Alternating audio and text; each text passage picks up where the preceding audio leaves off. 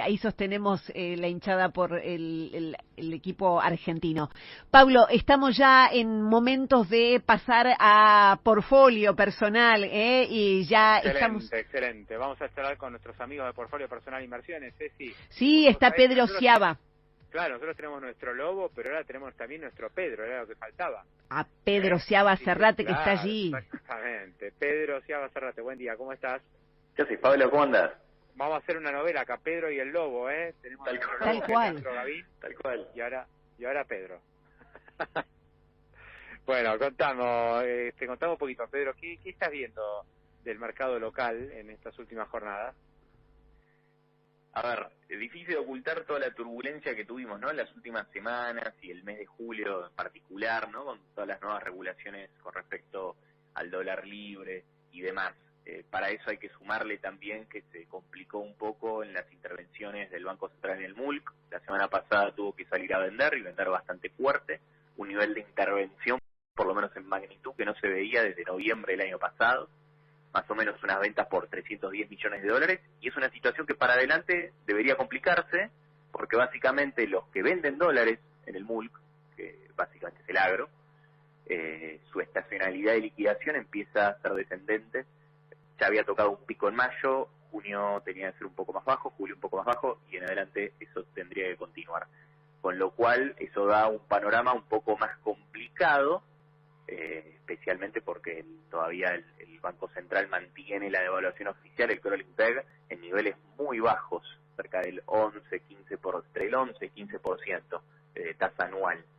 Con lo cual el mercado se está empezando a adelantar, está empezando a especular con que después de las elecciones puede venir algún tipo de turbulencia en el tipo de cambio oficial, una devaluación, una aceleración del crawling peg, pero algo que llegaría después de las elecciones, porque claro, acá el gobierno es el más interesado en tratar de no generar ningún ruido cambiario en el oficial que pueda tener impacto en los precios, y para tratar de mantener el salario real de la gente lo más alto posible antes de las elecciones. Pedro, y te consulto, si realmente va a haber, que yo coincido, ¿no?, más presión para que el tipo de cambio se acelere, más allá de la discusión de si está atrasado o no está atrasado, pero lo cierto es que a este precio son todos compradores, entonces inevitablemente el tipo de cambio va a tener que acelerarse.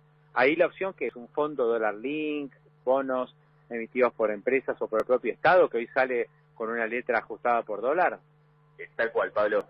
Hay 2 puntos. Julio fue capaz la resucitación de los bonos dólar link. De los bonos, primero los soberanos, que son muy líquidos y lo ves rápidamente, pero también cuando vos vas a la industria de fondos comunes de inversión, como vos decís, un vehículo dólar link que generalmente invierten en bonos soberanos o en ONs corporativas o hacen sintéticos, pero la realidad es que estuvimos viendo como las suscripciones netas fueron positivas, fueron creciendo, a diferencia de lo que habíamos visto los meses anteriores, que con el crawling peg pisado, la verdad que les había ido muy mal en performance y también en suscripciones.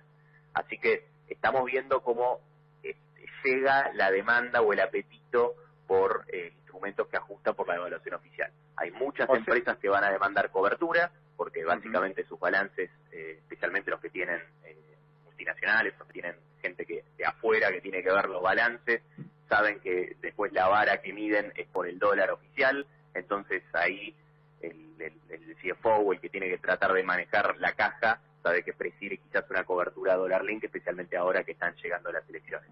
Y por otra parte... Claro, Pedro, esto está pensado sobre todo para aquellos que están atrapados en el cepo, que tienen que quedar dentro del sistema, que no pueden salirse con los pesos y comprar dólares en el blue, digamos. Entonces ahí eligen este tipo de opciones de bonos en pesos pero ajustados.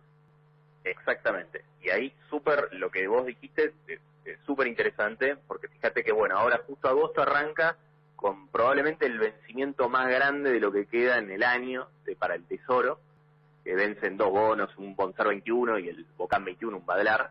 El SER es el más importante, tiene mucha tenencia el sector privado, también tiene parte de tenencia de no residentes, que eso generalmente es un dolor de cabeza para el gobierno, porque esos ya quemados con leche quieren cobrar los pesos y sacarlos del sistema de alguna forma, llevárselos para afuera, entonces eso siempre tiene algún tipo de volatilidad en el tipo de cambio. Entonces el Tesoro, ¿qué hizo? Bueno, ni ofreció tasa fija, ofreció todos ajustables, mucho ajustable por inflación, y la vuelta tratando de aprovechar justamente ese apetito por el dólar link, reabre los bonos dólar link que vencen en el 2022. Pedro, ¿esta es la licitación de hoy?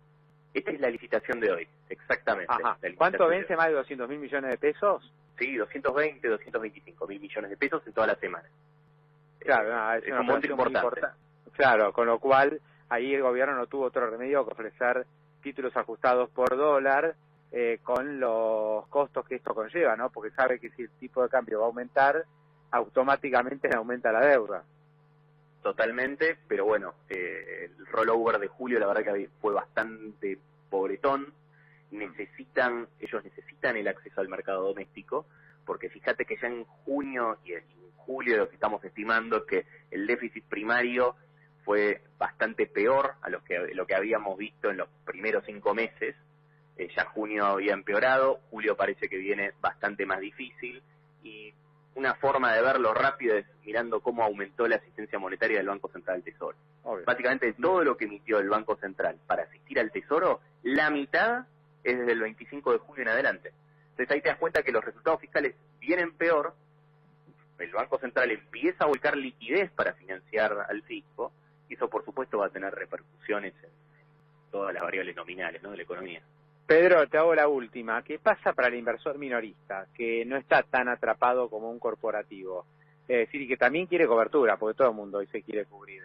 ¿Qué hay que hacer? ¿Futuros de dólar? ¿Hay que comprar bonos en dólares? ¿Algún fondo ajustado por dólar también, con bonos dólar linked? ¿Cómo lo ves? Mira, lo ideal para el que no está atrapado, el que puede llegar a dolarizar, comprar activos dolarizados, es justamente buscar entre comillas, la dolarización por algún tipo de instrumento, pero sin olvidarse, ¿no?, que muchas veces acá, es más, se hablaron de CDR, y se hablan de bonos soberanos también que están en dólares y ajustan por el tipo de cambio oficial, pero obvio que eso tiene un riesgo también, ¿no? Y eso para el inversor, especialmente para el conservador, no hay que dejarlo de lado, ¿no? Por más que mi instrumento ajuste por el tipo de cambio libre, el riesgo intrínseco del instrumento lo sigue teniendo. Así que en ese sentido, coincido, bonos en dólares, quizás para el más conservador dejar fuera los bonos soberanos, volcarse a bonos corporativas de buen crédito, que obviamente rinden menos, pero uno se siente un poco más seguro. Y también algunas provincias que tienen bonos en dólares, que rinden menos que los soberanos, pero que tienen mejores cuentas fiscales y una mejor perspectiva para adelante. Pedro Ciaba Zarrate, un gran abrazo y gracias, como siempre. Saludos, Pablo, gracias por la invitación. Hasta luego, gracias. Bueno, ahí estábamos, Leandro.